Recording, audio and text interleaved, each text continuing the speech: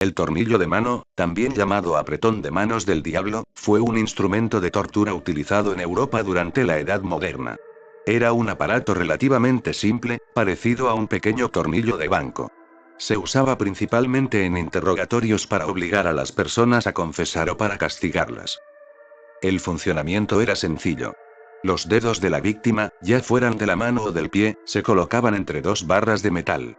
Luego se empezaba a girar el tornillo lentamente, haciendo que las barras se acercaran y presionaran cada vez más los dedos.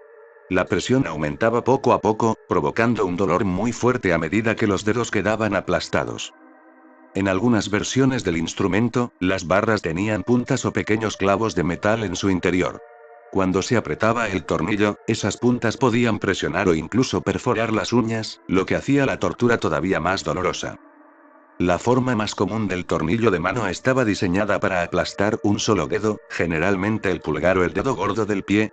Sin embargo, también existían variantes más grandes que permitían colocar varios dedos al mismo tiempo, como los 5 dedos de una mano o incluso todos los dedos del pie.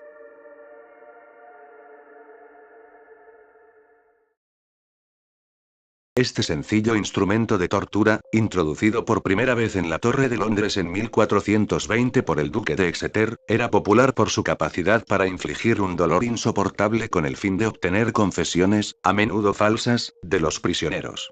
La víctima era atada a una estructura de madera, ya fuera una tabla o una escalera, mientras un sistema de manivelas, al girar, tensaba las cuerdas que sujetaban las extremidades de la víctima, estirándolas hasta el límite de su resistencia. La tortura a menudo dejaba a las víctimas incapacitadas para caminar. En el caso de la reformadora religiosa Anne Askew, condenada por herejía en 1546, su experiencia en el potro la dejó inmóvil y tuvo que ser llevada en una silla a la hoguera para ser quemada viva en Smithfield.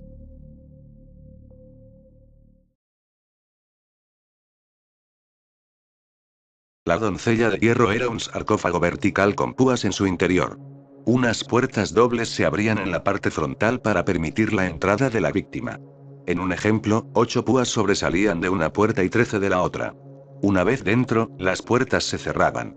Allí, las púas, estratégicamente colocadas, perforaban varios órganos vitales. Sin embargo, al ser relativamente cortas, las heridas no eran mortales al instante.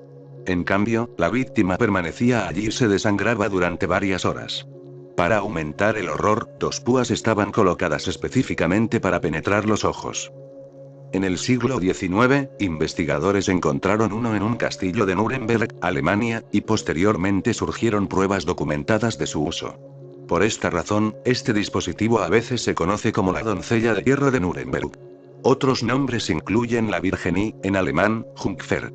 Una variante encontrada en España estaba diseñada para parecerse a la Virgen María y contaba con una maquinaria que, al manipularla, la hacía abrazar a la víctima cerca de sus púas.